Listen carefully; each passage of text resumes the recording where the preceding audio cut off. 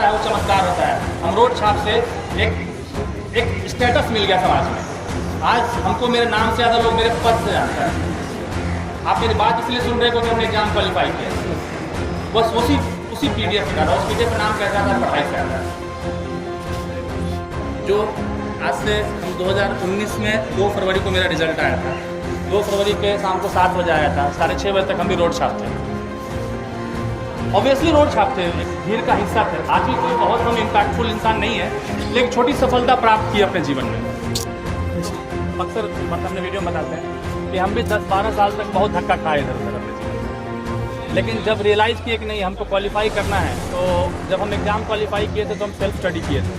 कोई दुनिया का कोचिंग नहीं ज्वाइन किया और बहुत सारी सुविधाएं मिलती हैं SDM को, उन सुविधा पर नहीं बात करेंगे। लेकिन आप किसी गरीब के लिए, किसी के लिए आप जिस काम करते हैं उसमें बहुत सेटिस्फैक्शन मिलता है। मेरा जो एक्सपीरियंस है कि अगर आप BPSC की तैयारी कर रहे हैं तो SDM या DSP ही बनिए, फिर नीचे वाला अगर कोई पोस्ट मिलता है तो फिर वही होगा कि फिर तैयारी करना है, फिर वो साइक्लिंग प्रोसेस हो जाएगा। और SDM या DSP बनने के लिए ऐसा नहीं है कि 24 घंटा पढ़ना है। मैं अपने पूरे तैयारी के दौरान सिर्फ 5 से 6 घंटे मैक्सिमम मैंने पढ़ाई की।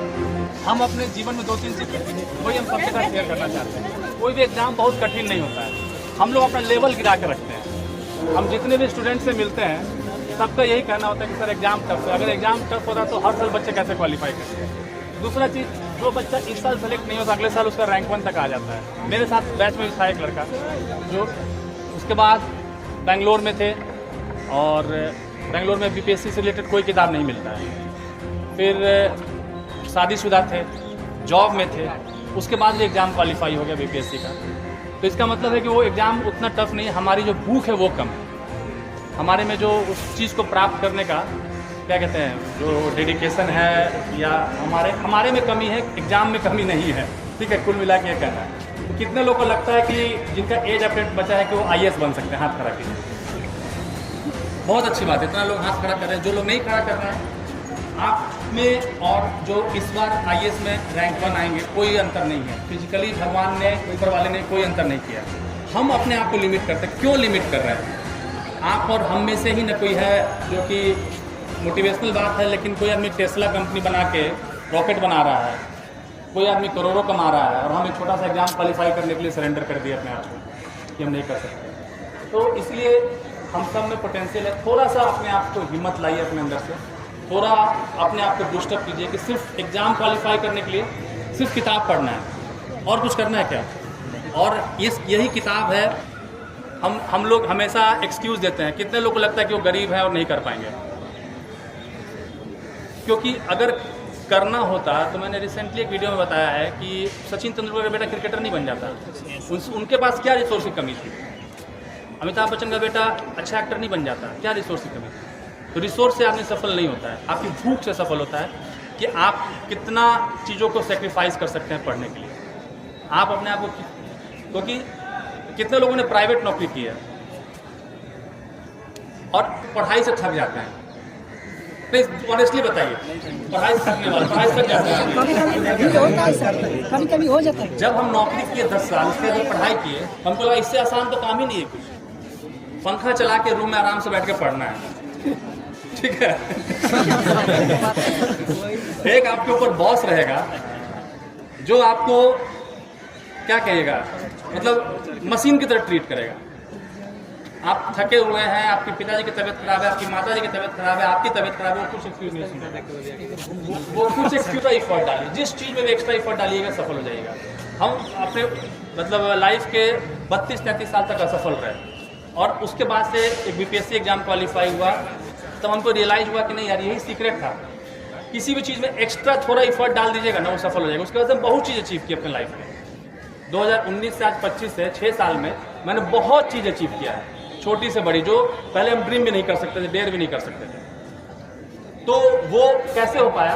वो क्योंकि मुझे सीक्रेट पता चल गया कोई भी चीज़ का, हमेशा एक्स्ट्रा एफर्ट, थोड़ा सा एक्स्ट्रा एफर्ट। एक एक्सरसाइज हम कराते हैं, सभी लोग अपना दोनों हाथ खड़ा कीजिए, ठीक है। अब थोड़ा और उठाइए। ये जो हमने थोड़ा पहले नीचे रखा था ना, थोड़ा नीचे रखा था, तो भगवान नीचे कर लीजिए। भगवान ने हम सबको ऐसा बनाया है कि हम पहली बार में पूरा नहीं उठाते हैं, पहली बार में थोड़ा सा बचा लेते हैं। पढ़ाई में भी हम लोग यही करते हैं, जिनसे सीखा है। पढ़ने का तरीका क्या होता है कि हम लोग रीडिंग डालते हैं, ज़्यादातर लोग रीडिंग डालते हैं, रीडिंग नहीं डालना है, समझना है। आप किसी एक पैराग्राफ को जब पढ़ते हैं तो उसको समझिए। समझने का सबसे अच्छा तरीका होता है कि किसी को समझाने की कोशिश, समझाते हैं तो कॉन्सेप्ट आपका क्लियर हो जाता है। आज कौन सा कोई टॉपिक पढ़ के आया बताइए, वहाँ से लड़कियाँ बताएंगे, बताइए क्या बोलते हैं, कोई फर्क नहीं पड़ता। अगर हम अपने लाइफ में सेटिस्फाइड है, खुश, देखिए खुशी तो ऐसा नहीं होता कि आप हमेशा खुशी रहिएगा। बहुत लोग पूछते हैं कि जॉब में आने के बाद आप खुश हैं, नहीं, खुशी वैसा बनाया गया है संसार को कि कोई भी आदमी ऐसा नहीं होता कि 24 घंटे खुशी के मोड में रहेगा, कि हमेशा हंसते रहेगा, लेकिन एक सेटिस्फैक्शन चीज़ होती है, वो होगा। खुशी का मतलब ये कि जब गम रहेगा तभी खुशी रहेगा। आप इस जॉब में आए हो तो यहाँ आपको यहाँ भी दुख होगा, आपके यहाँ भी बॉस होंगे, कई लोग होंगे जो बोलेंगे, लेकिन एक सेटिस्फैक्शन रहता है। और जो लोग बोलते हैं कि 18 घंटे पढ़ रहे हैं, 20 घंटे पढ़ रहे हैं, वो सब आई थिंक जो 18-20 घंटे पढ़ रहे हैं, बुरा नहीं मानने वाले वो लोग यही तैयारी कर रहे हैं। तो एक पढ़ने का अप्रोच होता है जो मैंने बताया कि पढ़ के समझाइए। हाँ, आप बोले 5-6 घंटे हम पढ़ के तैयार। हाँ। जॉब होने के बाद ही लोग क्यों बोलते हैं कि हम 5-6 घंटे पढ़े हैं? मेरे भैया भी RRB जेई निकाले हुए हैं, एसपी भी निकाले इंसान, और SSC CGL भी पिछले बार 5-6 घंटा इसलिए पढ़ रहे हैं क्योंकि आपको 8-9 घंटा नौकरी करना है। वो अभी 18 घंटा पढ़ रहे हैं। हाँ। अगर इंटरव्यू में वो बोलेंगे कि हम 5-6 घंटे पढ़ेगा तो फिर वो जॉब नहीं करते होंगे, जॉब नहीं करते। हाँ, तो हम तो जॉब कर रहे थे, मेरी शादी हो चुकी थी, हमको फैमिली चलाना था, हम कई बार मोटिवेट हुए कि जॉब छोड़ देते हैं। फिर आपकी, अगर आप में से कोई शादीशुदा है, आपको पता होगा रिस्पॉन्सिबिलिटीज हो जाती है। वो रिस्पॉन्सिबिलिटीज आप, जब हम बैचलर थे तो हम कुछ भी कर सकते थे, लेकिन जब आपकी शादी हो जाती है और शादी के बाद आप तैयारी करते हैं तो आपके पास बहुत हाथ फ्रीडम नहीं रहता है। आपके 36 रिलेटिव और हो जाते हैं, तो आपके तरह के हैं, एक उधर के भी रिलेटिव रहेंगे।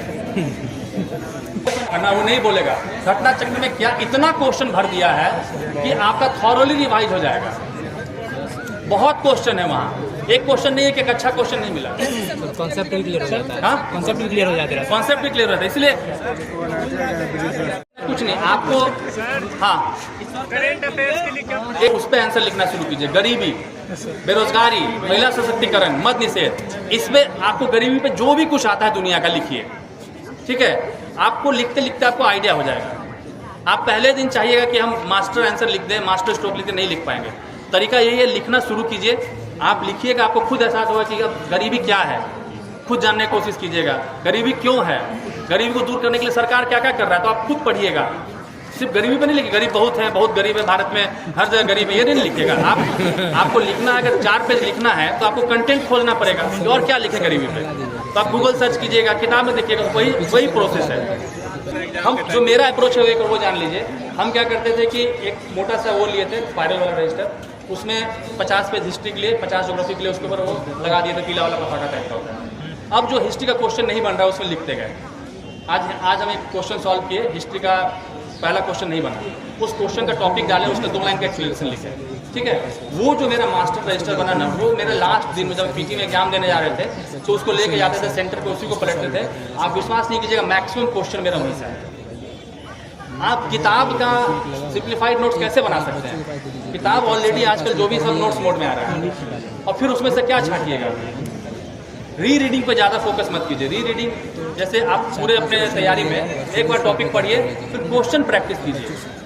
हर टॉपिक से, हर सेक्शन से क्वेश्चन नहीं आता है, वो कैसे पता चलेगा? एक तो हम आपको बनाया दे देंगे, लेकिन उससे अच्छा है कि आप खुद प्रैक्टिस कीजिए। आपको एहसास होने लगेगा कि इस टॉपिक से इतना ही क्वेश्चन आता है। साइंस को लेकर कई लोग कंफ्यूज रहते हैं। साइंस में 700-800 क्वेश्चन ही है। हम लोग को जो साइंस पूछा जाता है, कोई भी आप बिहार पुलिस, दरोगा, बीपीएससी, वो अप्लाइड साइंस पूछा जाता है, डे टू डे यूज वाला साइंस पूछा जाता है। हम लोग से ये नहीं पूछा जाता है कि NaCl + CH2 क्या होगा, रिएक्शन नहीं पूछा जाता है। फिर से रिपीट करना है, आपका इंप्रूवमेंट कैसे होगा। 100 क्वेश्चन सॉल्व किए, 40 बना, 60 नहीं बने, तो आपको खुश होना है। क्या 60 नई चीजें सीखने को मिलेगा एग्जाम से पहले। आपको उन 60 को जो किताब है उसमें जाना है, उसको पोस्टमार्टम कर देना है। क्या मैंने आपको गांधी जी का पढ़ा, फिर ये कहाँ से गांधी जी का सवाल जो मुझसे छूट गया, ये कहाँ था, इस किताब के किस कोने में था, नोट्स में था। देखिए NCERT पढ़ना इसलिए जरूरी है क्योंकि मुझे लगा कि जब मैंने तैयारी शुरू किया था तो मुझे मेरे एक इंजीनियर ने बोला था कि पहले से मैं NCERT पढ़ लो, क्योंकि मैं इंजीनियरिंग बैकग्राउंड से हूँ, मैकेनिकल इंजीनियर हूँ और इंजीनियरिंग के फील्ड में काम कर रहा था, पढ़ाई से कोई संपर्क नहीं था। इसके पहले मैंने इंजीनियरिंग सर्विसेज का तैयारी किया था, IAS और इनका तैयारी नहीं किया था। तो जब मैंने NCERT क्लास 6 का जो NCERT होता है वो 12 साल के 13 साल के बच्चे के लिए होता है, तो वहाँ से आपका एक फाउंडेशन बनना शुरू होता है, मैंने लेयर बन रहा है नॉलेज का। कि अब जैसे कुछ दिन पहले हम ज्योग्राफी पढ़ा रहे थे तो उसमें लैटिट्यूड लॉन्गिट्यूड भी समझाया गया है। तो लैटिट्यूड लॉन्गिट्यूड आपको बहुत लोगों को रट लिए होंगे, लैटिट्यूड क्या होता है लॉन्गिट्यूड क्या होता है, उसमें बताया कि जो लेटिव लाइन उसको लैटिट्यूड बोलते हैं, ठीक है। तो वहाँ से आपका लेवल बनता है कि ग्लोब क्या है, एटलस क्या है, मैप क्या है, ग्लोब और मैप में डिफरेंस बताया हुआ है। तो वो चीज़ जब छोटी छोटी आपका जब डेफिनेशन बनना शुरू होता है, जब पॉलिटी का पढ़ते हैं, इकोनॉमिक्स का पढ़ते हैं, तो उसमें इतना अच्छा एग्जाम्पल देके बताया गया है कि क्या क्या उसमें करना है, तो वो आपका लेवल जो है ना वो आपका इम्प्रूव होता है। उसके बाद जब आप कोई भी बेसिक किताब पढ़िएगा तो आपको दिक्कत नहीं होगा समझने में।